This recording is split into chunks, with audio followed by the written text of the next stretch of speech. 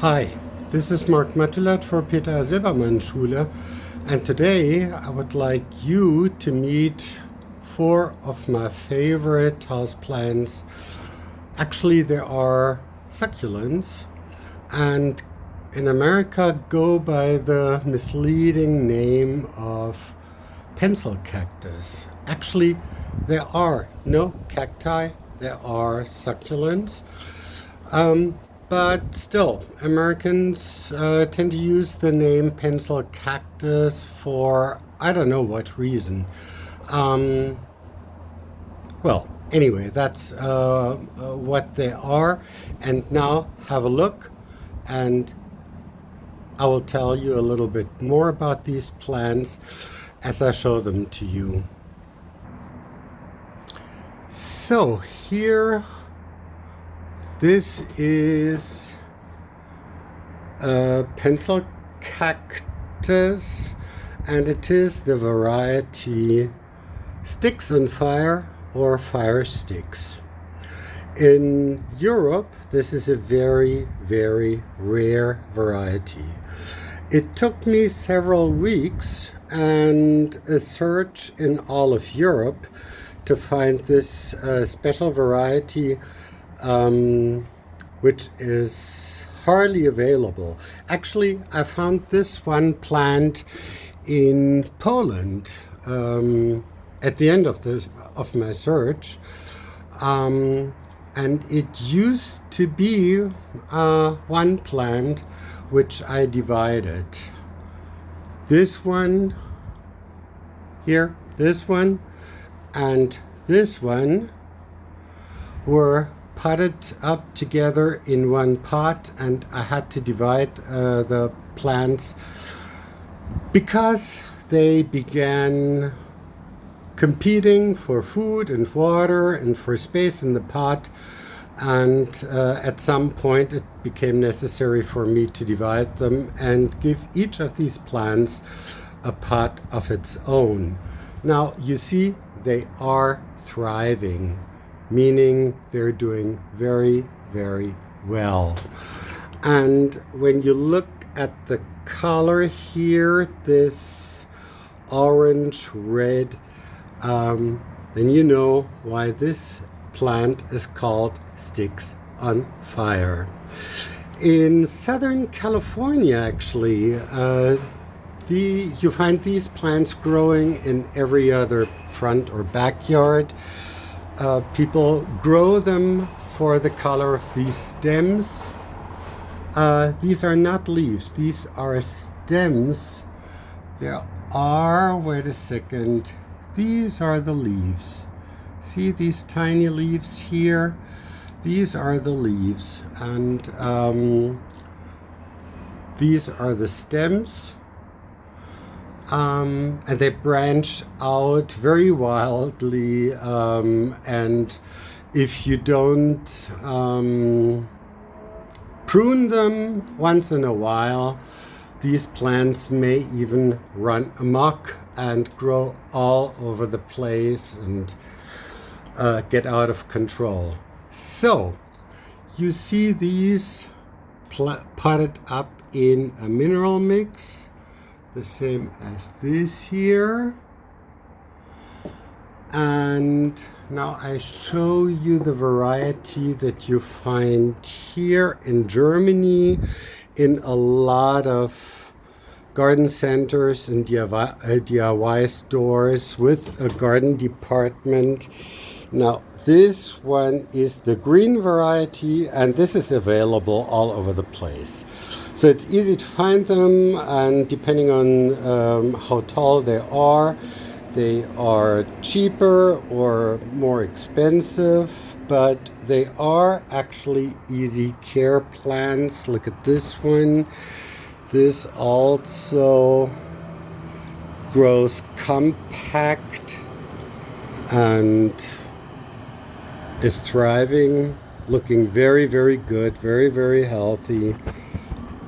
This one is sitting in a different potting medium. This is granulated clay, and the black pebbles here This is lava rock. So what can I tell you about these plants? They are succulent, I said that before, and they store water inside the stems.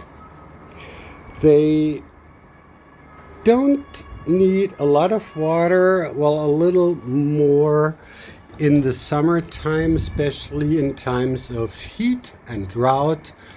But other than that, they take moderate waterings, maybe once a week in the summer, and maybe once every 2 or 3 weeks during the winter, depending on the climate and the environment in which they are being overwintered.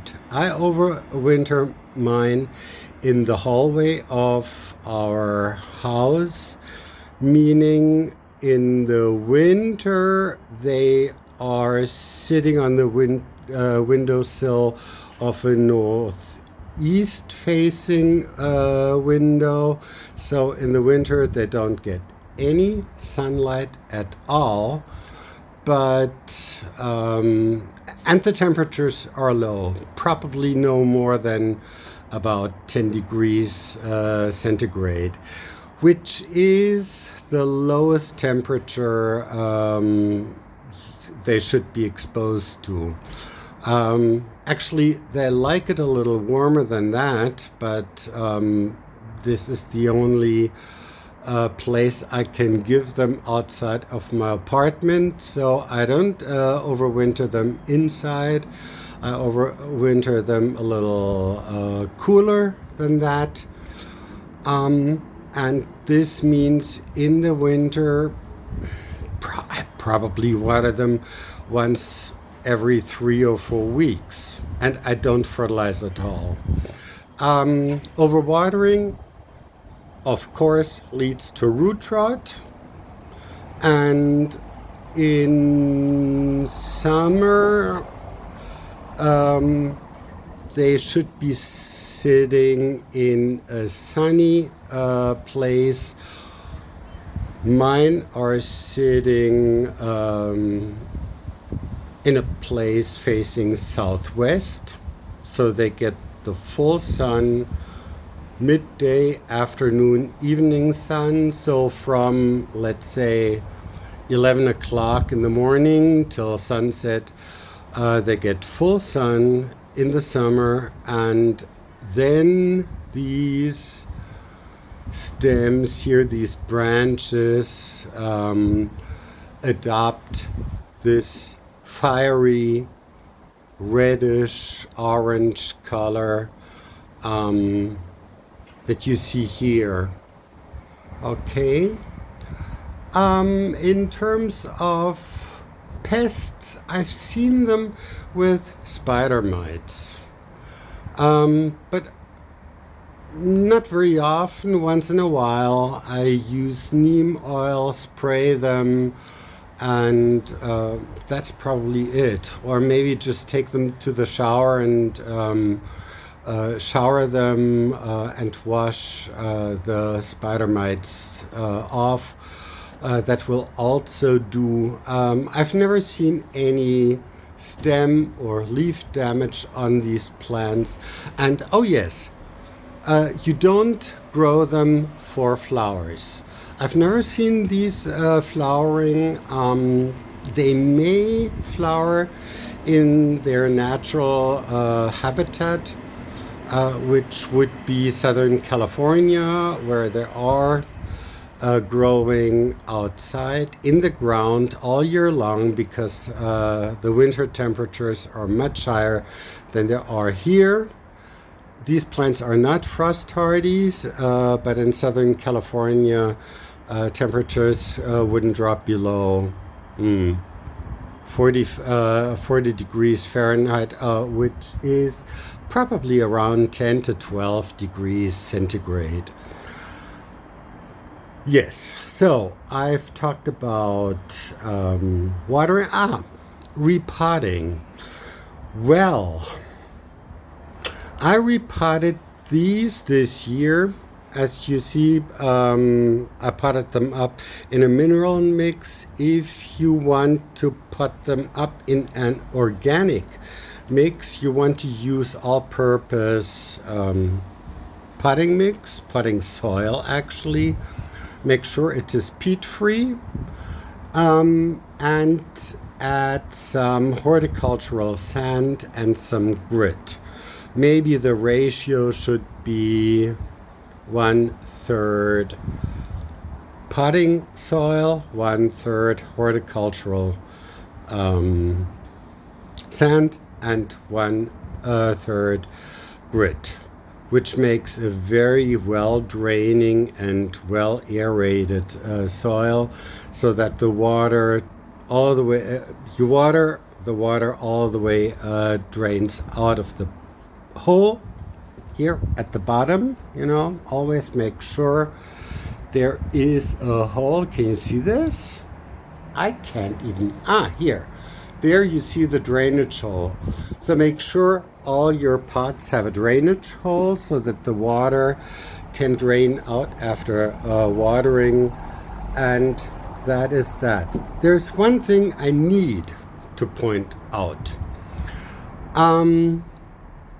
These plants have a white, milky sap running through these stems.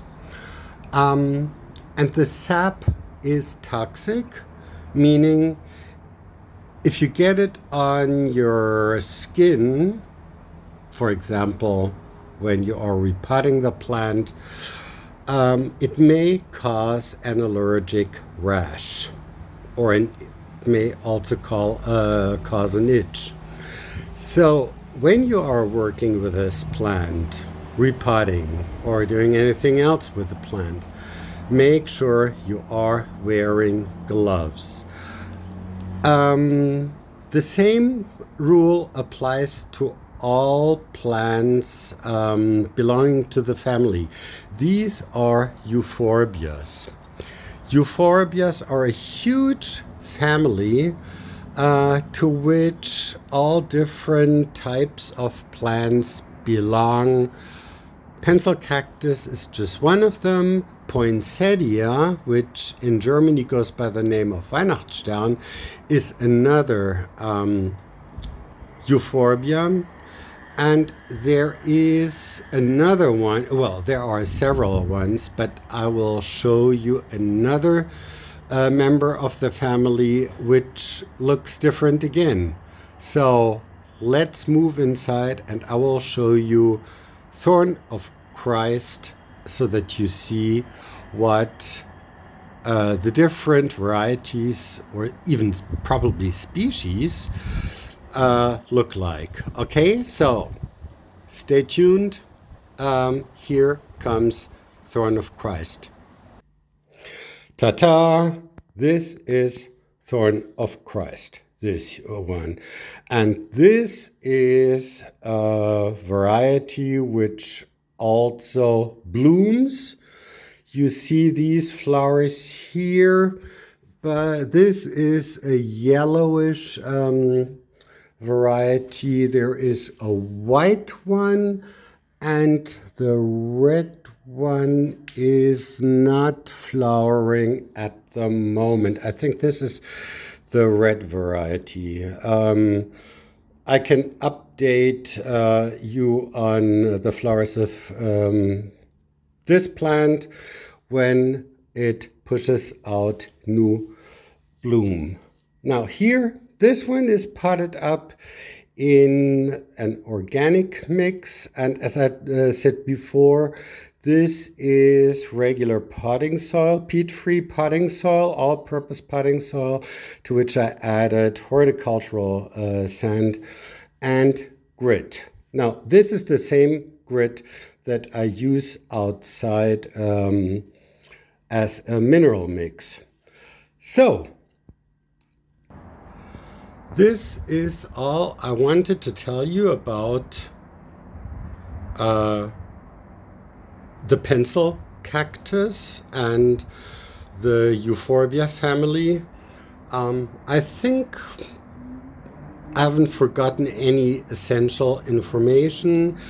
There will be a blog post to go along with this video, so turn to Lernraum if you're interested, and if you want to see any more videos about houseplants, balcony plants, come back to the channel and watch me presenting you flowers and plants that make interesting houseplants. Okay, so have a nice day and catch you in one of my next videos.